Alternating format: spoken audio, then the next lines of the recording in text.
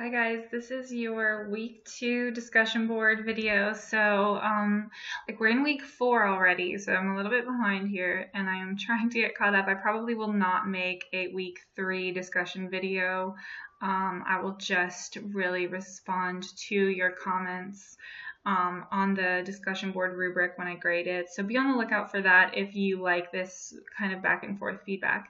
But I thought about just skipping this discussion board, but I really love almost all of these readings, so I just couldn't help myself. We have to talk about them. So I'm going to jump into each one, and this video will probably be at least 50 minutes long. Okay, so Emily Dickinson's 269, or I think someone also mentioned in here, it's also called Wild Nights. I think if you ever hear someone refer to Emily Dickinson's poem Wild Nights, it's this one. And Joshua asked, what is the theme in Emily Dickinson's 269? And Anderson, you responded. And you said there are a few themes that you can draw from the poem. One theme is passion and love, which is sort of revealed in a couple of lines. Wild nights, were I with thee. Wild nights should be our luxury. In these words, it makes it sound like Dickinson is very excited about these so-called wild nights. Yeah, I definitely think so. I mean, she's certainly wanting to be with her lover, whoever that is. But then Anderson talks about this shift in tone, which could signal a potential shift in theme, where we're seeing futile the winds to a heart in port, etc. And as you guys are talking about in this discussion board, it seems like she's not having these wild nights anymore. She seems to have found her person, if you want to think of it like that. So maybe there's themes of searching, of wandering, but then also of desire fulfillment. Josie, you ask, why does Dickinson decide to rhyme the end of the last 3 lines in the first stanza and then come back to the same rhyme in the final stanza? Lee, thank you for answering this question, because honestly, I have no idea. Poetic form is not my strong suit, which y'all but you're a lit teacher, you're supposed to know everything. Well, I can't know everything. So maybe if you want to take another lit class with a teacher who's more poetic than I am. But Lee answers, and she says she finds that the rhyme scheme is different in the first and last stanzas. So we have this A, B, B, B, but then we have this H, I, J, I. I'm trying to think of the poem. Wild nights, were I with thee. Wild nights should be our luxury. So we have, I think we almost have an A, B, C, B, which does kind of seem like H-I-J-I, right? I mean, the rhyme isn't the same to the first stanza, but it's the same structural rhyme. But she is kind of going back and forth, and I don't really know what the right answer is here. Josie, thank you for bringing this question to our attention, because it's certainly something that we can talk about. Questions about poetic form are certainly purposeful, but maybe it's maybe we should just say that when we think of poetry, we want to start varying our understanding of poems. Poems do not have to be Dr. Seussical. They do not have to just rhyme pleasantly throughout the whole poem. And especially in this new unit that we're jumping into, we'll see these authors really playing with poetic form. So I don't know why she does this. I feel like rhyme is in order to bring attention to things, and so maybe we have to really dig into the poem and figure out what is it that she's trying to bring attention to with her rhyme scheme. But also rhyme is flow of thought. Maybe it could very well connect to what Anderson was saying before, where there's a tone shift. Well, maybe we see that tone shift because we see a rhyme shift.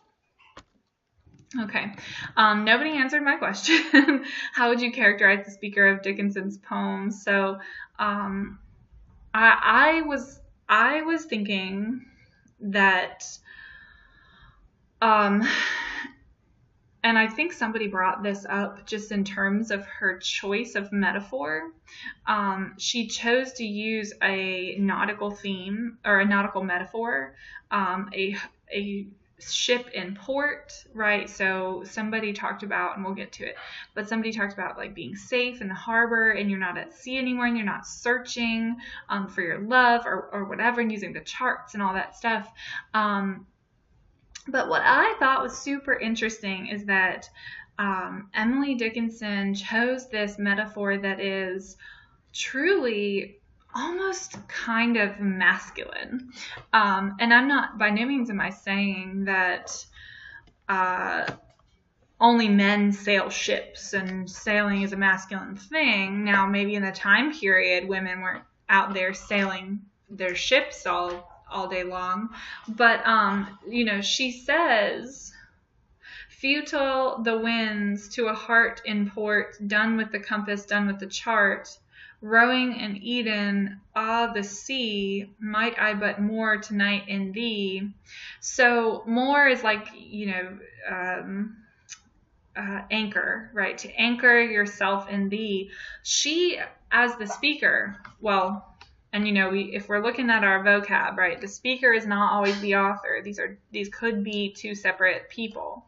The speaker's persona seems to be traditionally masculine, because on the level of metaphor that we're talking about, in literature, it is very, very common to see particularly male authors, and you can see this with writing from centuries before Dickinson, will use the symbolism or the imagery of a ship as a sexual metaphor. So the ship is harboring itself into port. The ship is the male, the port is the female. So there's a connection there, right, in a sexual way. And I find that to be very masculine within Emily Dickinson's poem, because she is, or the speaker is the ship, right? Might I but moor tonight in thee. She is saying, I want to anchor my ship in your port. And so I think that this is just really interesting, because we see this as this great love poem, and she's found her person, or whoever the speaker is has found their person, and they're happy and they've stopped searching.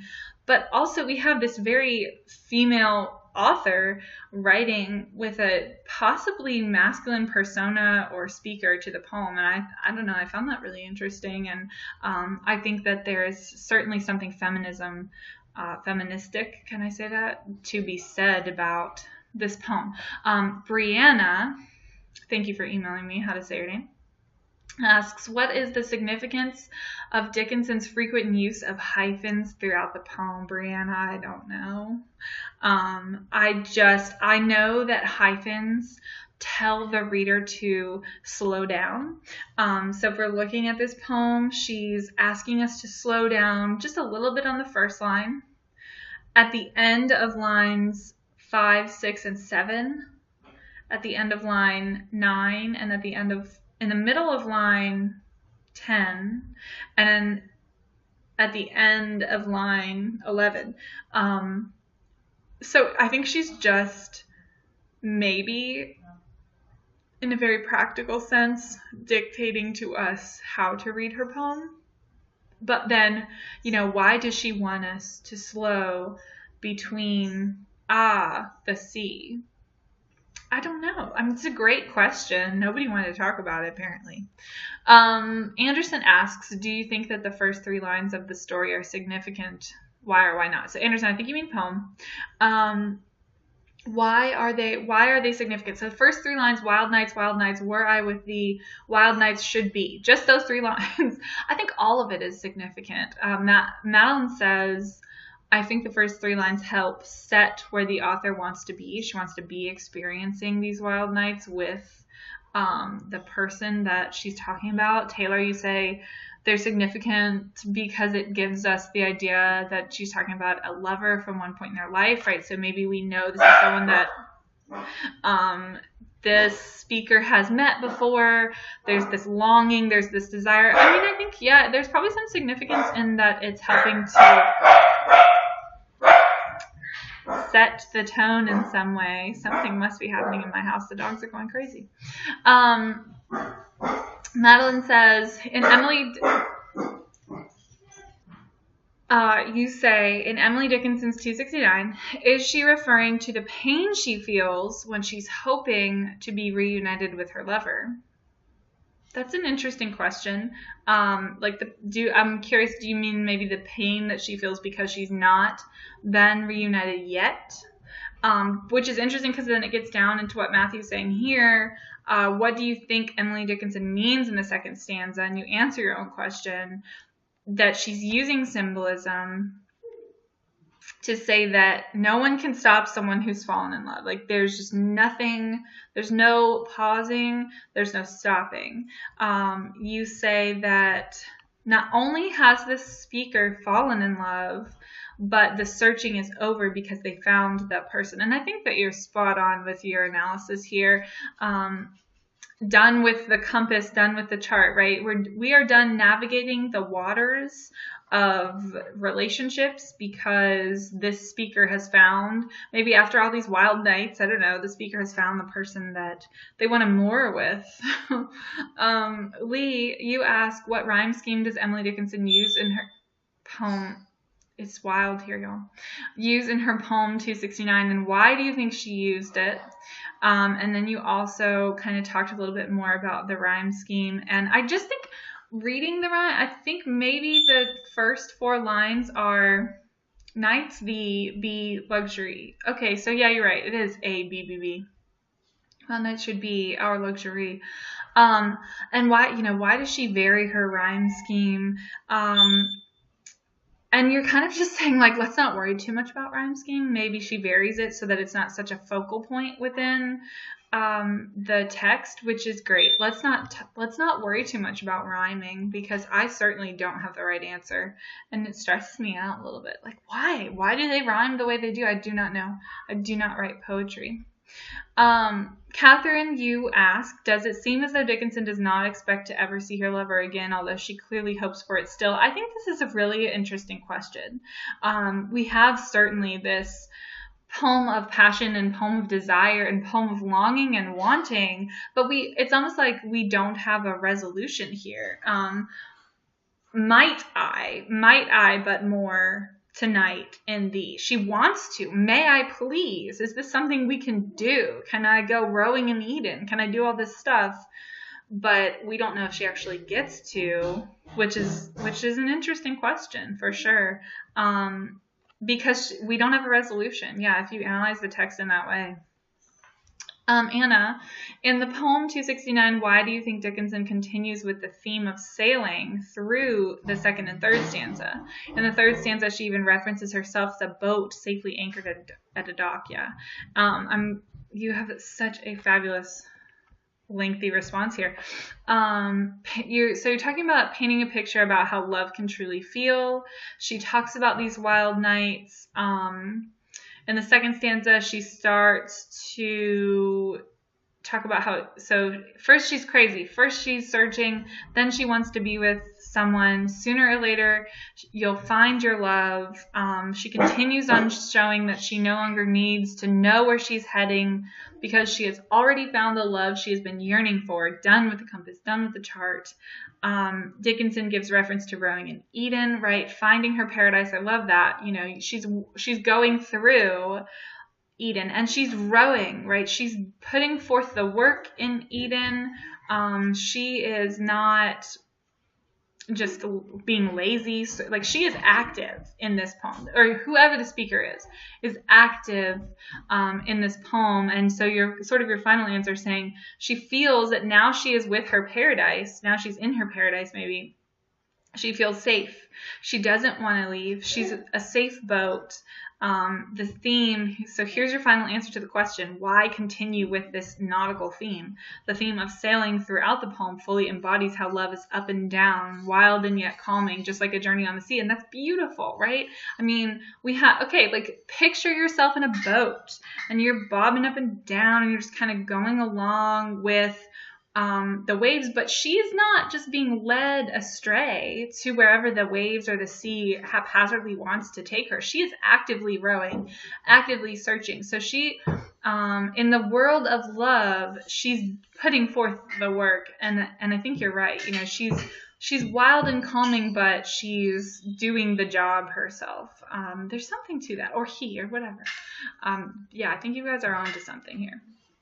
Alyssa is asking, what is the significance of the meaning of the word Eden when Dickinson says rowing in Eden? And I think that Anna has kind of talked a little bit about that up here. I think that Anna has said rowing in Eden or finding her paradise, right? Because Eden is absolutely a biblical allusion. It's a reference to A-L-L-U. You guys will see that in vocabulary. It's a biblical allusion or a reference to the Bible, to Genesis. Eden is paradise. Eden is the perfect place. But, you know, what else happens in Eden?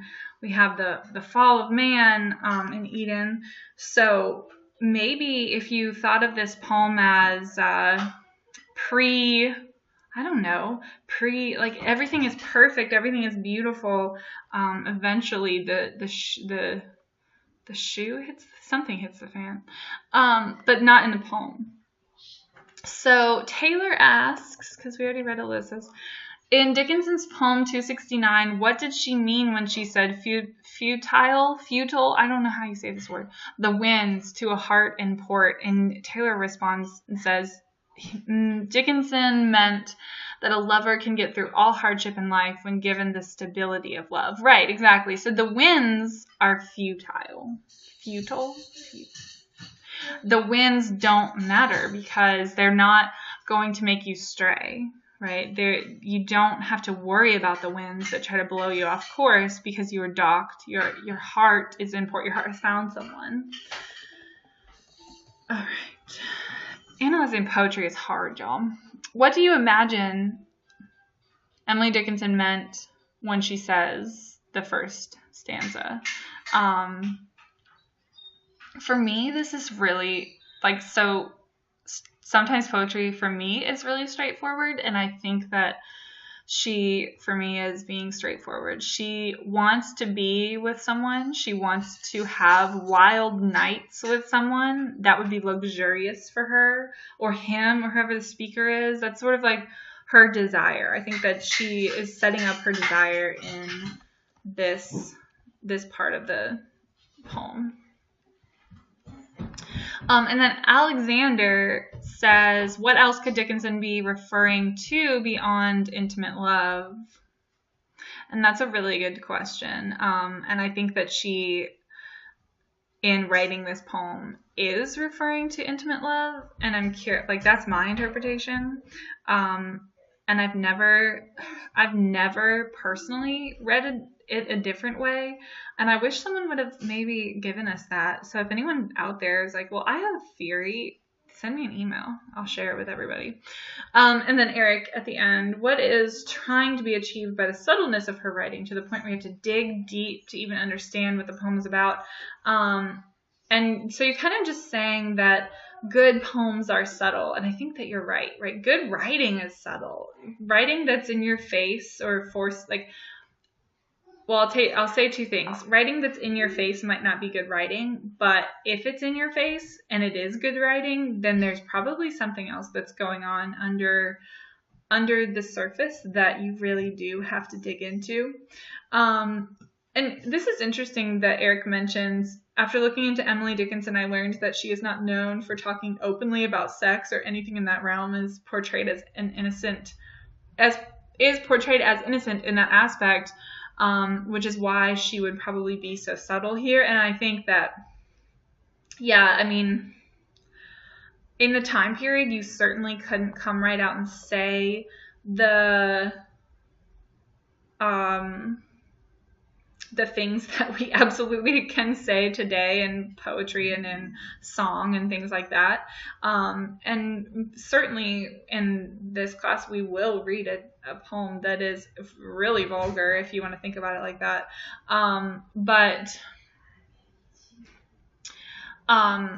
Yeah, I think that she's doing her best to use a metaphor for something that I interpret as sexual, and I think that most of her readers of the time would also have interpreted this as sexual, especially if they were well read and knew the metaphor, knew that a boat and a port and a harbor and those things were certainly a sexual reference. So I think this is a good discussion so far. All right, let's move on. So that was my least favorite of all the readings, was Emily Dickinson, because poetry, man.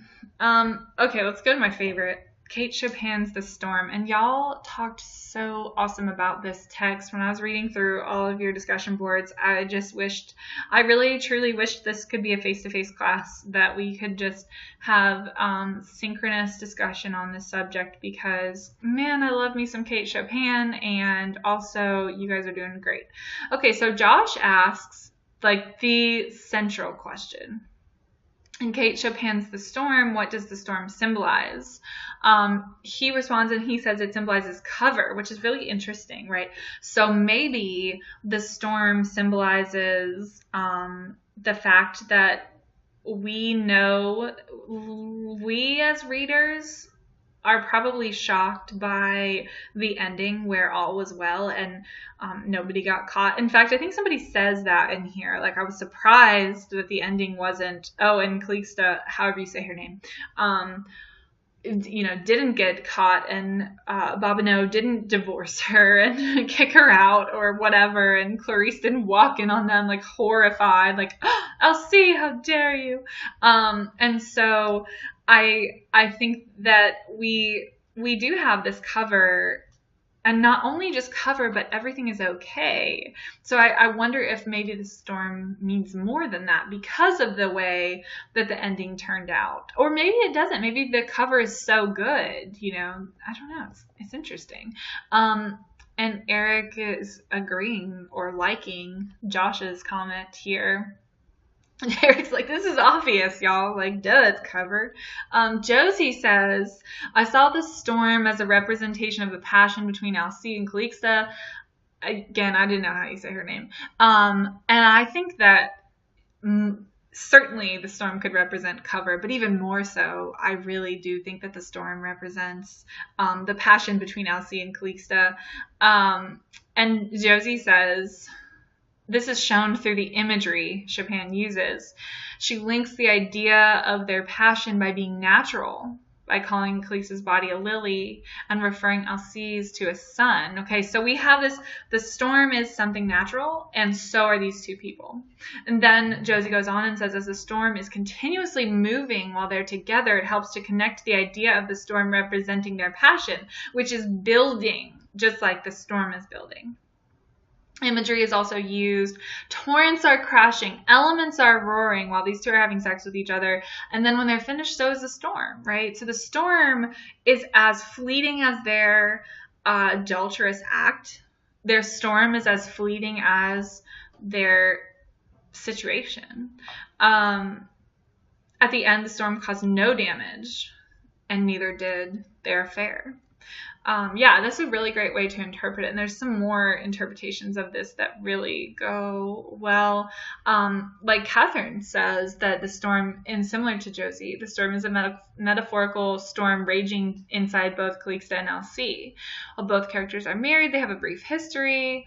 So good context there. Moving forward in life, they went separate ways. But here they are, they're back together. Catherine says, when abruptly forced together in the face of an intense storm brewing outside, they were unable to contain the pent-up wants of the flesh. That's a beautiful sentence, Catherine. And they both allowed, let's get some Freud in here, the id part of their unconscious to win out, and they gave into their base desires without thought to possible consequences. I mean, it's like a storm. It's building and it's building, and there's only so much you can do to hold back the storm until it just crashes and it washes over the whole town. And in this case, we have these two people that had this storm raging inside of them. And I think that I'm going to come back to these questions because I think that this idea connects really well to what Josie's asking here. How does Kate Chopin use the storm to get Alcee and Calixta together and create a feeling of passion between the two of them? So Lee says she's using the storm because stormy weather is romantic, and I think that that is probably a good way to look at it, right? Like Lee, yeah, you're totally right. Stormy weather is romantic. And I don't think you're the only person that feels that way, being stuck together in a storm. So it's like a plot device in a way, right? So Baba, Noah, and Bibi just went out to town. Of course, the storm has to roll in with Alcee. And what is poor Calixta to do but cheat on her husband with Alcee, because it's just the storm has been building. So I think as a plot device, it's absolutely working. But then, Matt, you have this analysis here that I think is just really nice, and I want to highlight that in connection with the other questions above. So he says that Chopin builds up the storm from something small to something overpowering, eventually exploding. And that is just so parallel. Nature is paralleling nature in that the storm is paralleling Alcee and Calixta's desire and passion for each other. This is what is symbolized by the building of the storm, the fear of the levees breaking, and the lightning strike. And the lightning strike and just the climax of the storm is simultaneous with the climax between Alcee and Calixta, and yes, I mean it in that way. Matt also says Chopin also uses words with sexual connotation to describe non-sexual things. And this is foreshadowing. You're absolutely right? Use words like mounting and thrust. Alcee mounting to the porch. Alcee helped her to thrust it beneath the crack. Chopin is not dumb. She is not just like, oh, these are just boring old pure words. No, these are absolutely words that are chosen because she's trying to mimic this building of the storm and add that sexual content to the story for sure. Okay, so let's go back up to Deirdre's question. Did Kate Chopin in section 5 end the text with a description of Alcee? I'm going to replace that with Alcee's wife to highlight the difference between obligation Clarice felt toward her husband and offer excuses for his behavior, or to show the easiness that Calixta returned to her normal life after the brief affair? So I think that's a good question. Madeline says when she read the last part of the storm, she had a feeling that Alcee and his wife had an arranged marriage, which I think is interesting, and I think that she gets there because it's like, well, why would Clarice have such a disconnect with her husband? Like, why doesn't she want to continue to fulfill her wifely duties, particularly her sexual duties to her husband? I don't know. It could be an arranged marriage. I'm not certain that there's anything in the text to support that, but it's possible that she's not into it, and that could be for maybe a couple of reasons that I don't think Chopin really explores in the text. Deirdre says, I feel that Chopin included the thoughts of Clarice as a way of representing what seemed to be a common female way of viewing marriage at the time. That marriage is just sort of your duty, that the sexual act within marriage is a woman's duty. Maybe... And Deirdre, is it you that says, does Chopin mean maiden in the premarital or virginal sense? Calixta is written and described in a more sensual way with many tactile and sensory words as a person who feels. Maybe Chopin is showing us that she can have an affair with Alcee and turn around and feel the love of being surrounded by family. There could be a number of reasons why we have this ending with Clarice, and I think part of it is that Chopin doesn't want us to leave the story, and feel as if we don't like Calixta or Alcee. She doesn't want us to blame them. She views, from my understanding by reading this story, sex is not necessarily a problem to, I guess, there's no problem with having an affair if nothing bad happens, I guess. The point of nothing bad happening is she's not condemning what Calixta and Alcee did in any way. She's like, okay, it happened. We're moving on. Life is going forward. Clarice is fine. Clarice is happy that she didn't have to yet again serve her husband in that way. Calixta is probably happy because she's met this desire that she's had for Alcee for quite a while. Someone talks about, and we'll get there, but someone talks about, we know that Clarice is not a virgin because she has kids. And we know that according to Chopin, according to our narrator, Calixta and Alcee have never been alone together before. So this is not an ongoing affair that they're just like rekindling every couple months. This is the first time. Okay. We talked about those ones already. Brianna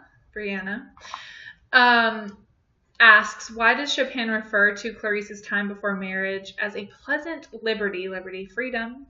And you say that she does this to convey Clarice's view of her marriage with Alcee.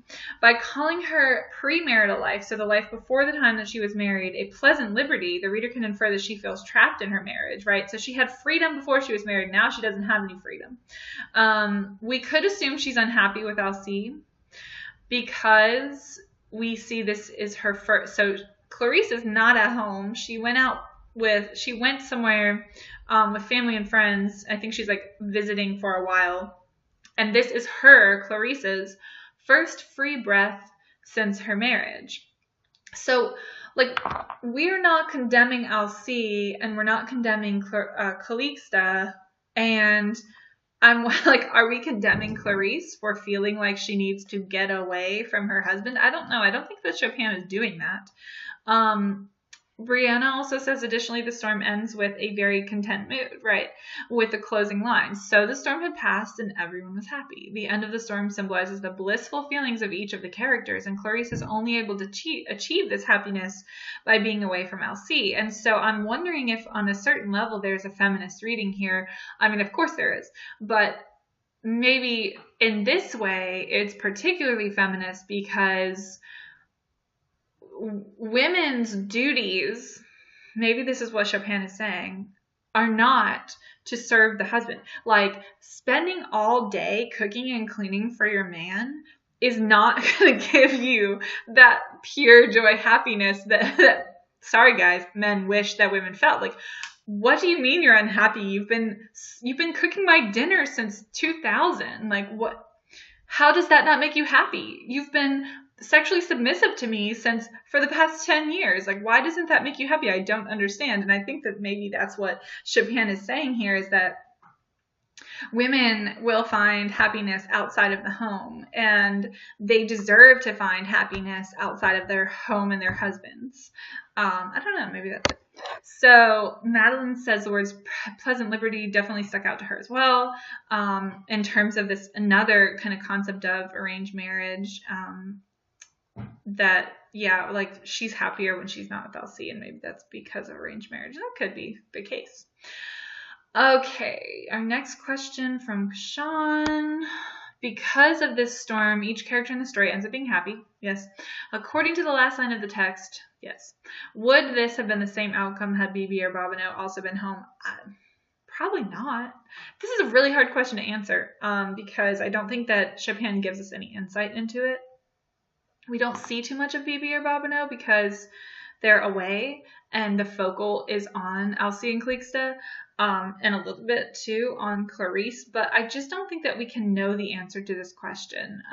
We can certainly assume, I mean, look, if I walked in on my wife and she was with some other guy, I wouldn't be too happy about it. So I'm guessing the outcome probably would not be the same. I think that the storm, which, like, Joshua, was that you that said that it offers cover?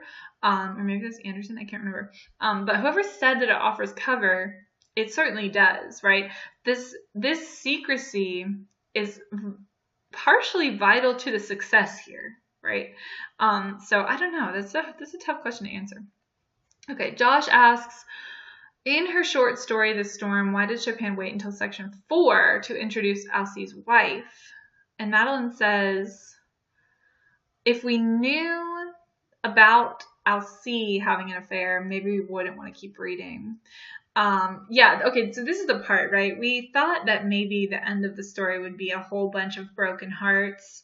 And I almost wonder if, like, okay, because this is a thing that women do. And we have this female author, and y'all, I'm generalizing here, and I know that.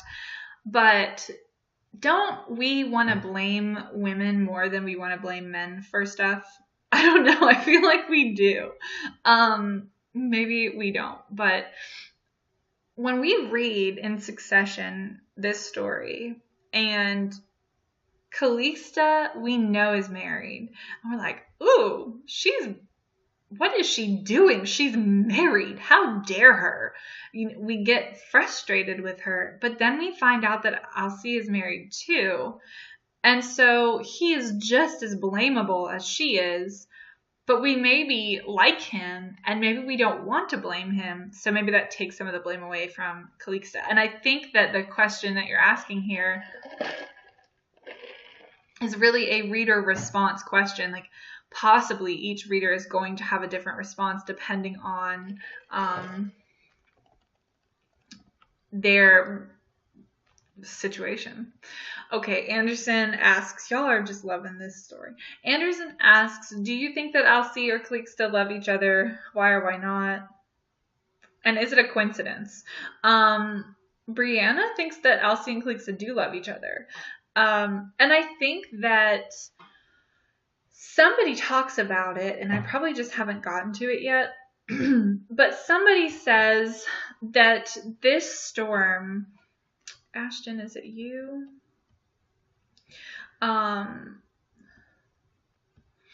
That this storm possibly represents, let me see if I can find it.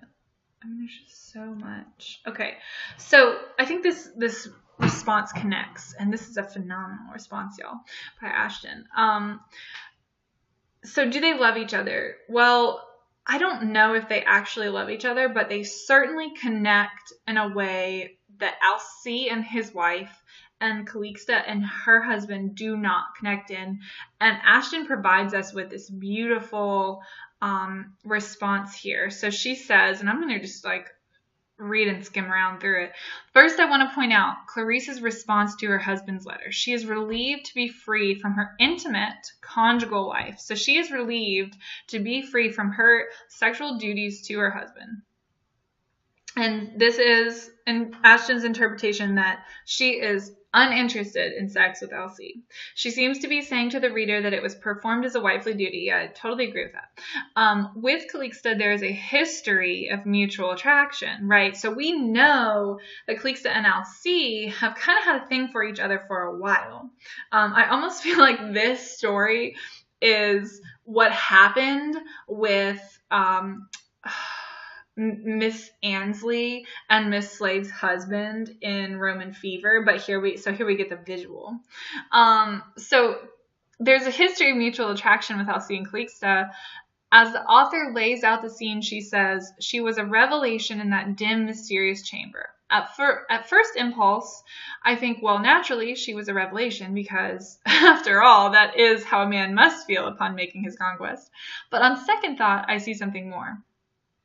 The author goes on to describe Calista as, to describe her skin really as her firm, elastic flesh that was knowing for the first time its birthright. And this is crucial, what Ashton is picking up on here. This says something more to me. I mean, after all, she already had a child, right? So it's not like she was having sex for the first time, nor was he, for he has a wife and child. So what is this revelation that Calista and Alcée are experiencing together? This experience of birthright.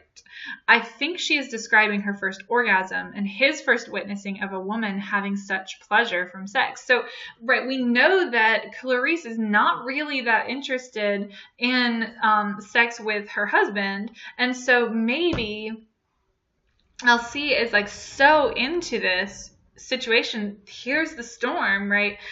So into it because of how much Calixta is into it. They both seem to be in dutiful marriages, devoid of sexual attraction. I didn't really catch on to this until someone talked about the letter. A storm is a perfect mix of natural conditions coming together to shake the earth.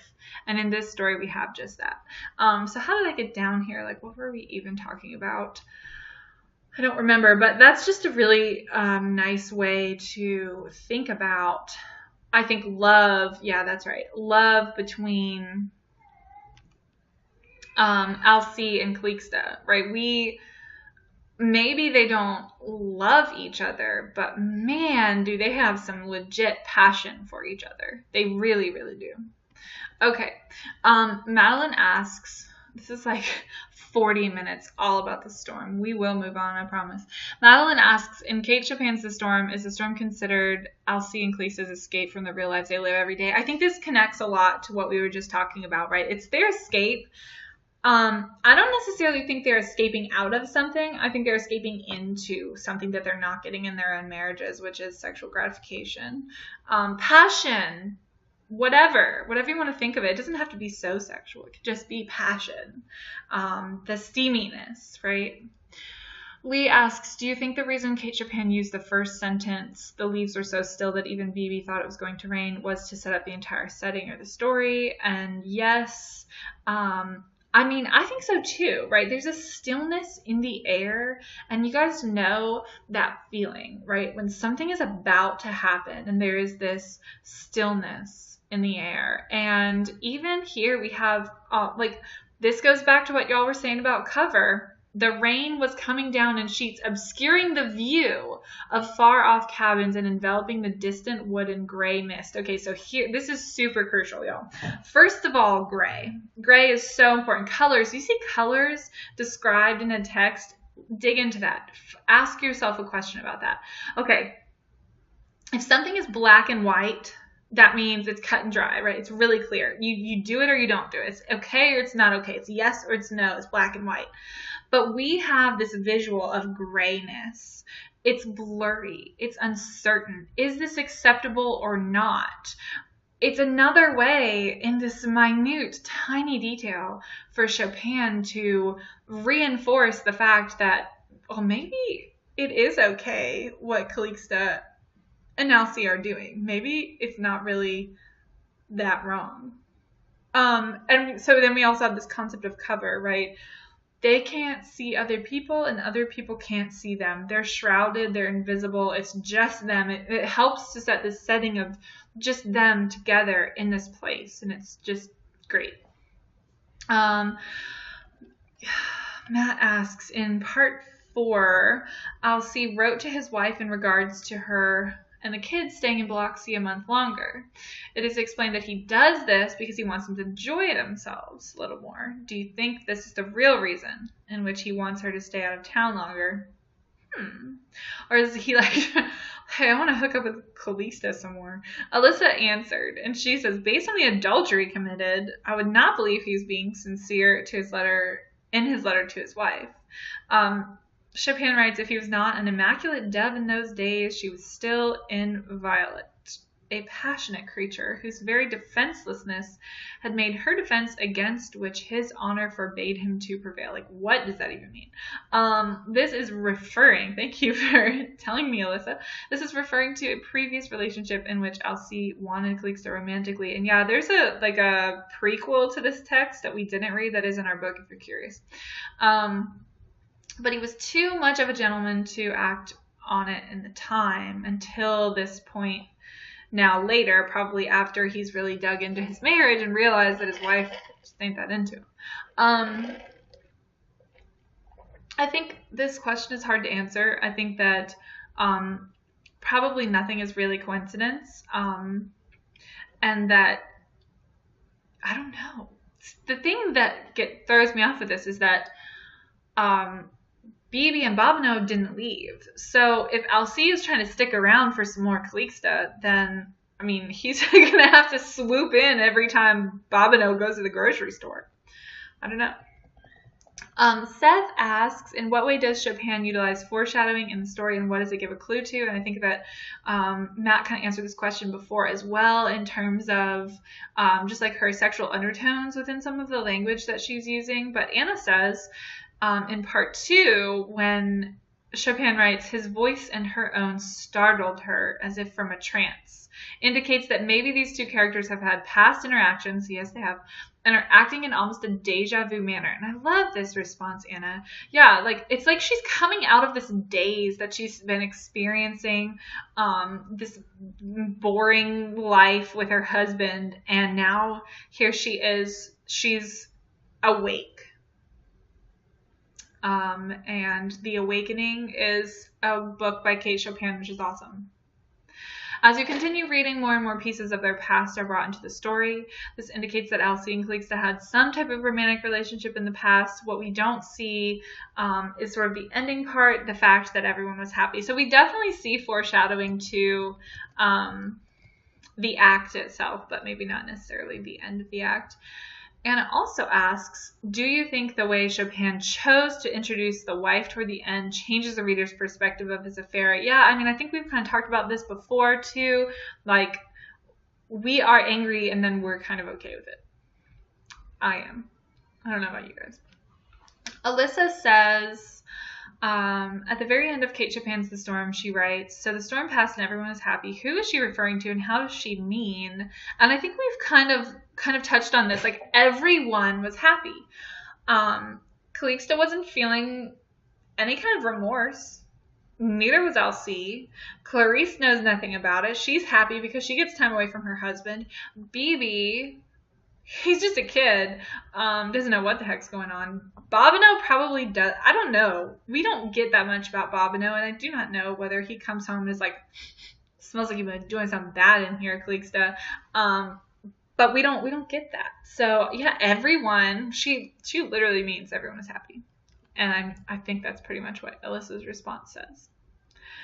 Patrick, I think we're getting to the end, y'all.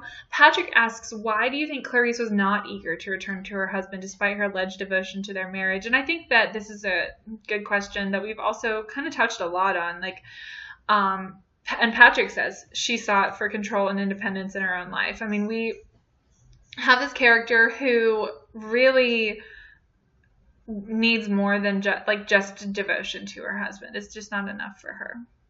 And Angela says, oh yeah, Angela's like, I totally understand where you're coming from, Angela, because man, isn't it nice to kind of like have someone to help you with your kids? And probably we could speculate that Clarisse is just like the housewife. She has to take care of the home and the kids and the dinners and all of the things. But she finally gets a break from that because she doesn't have to be so perfect for Alcee.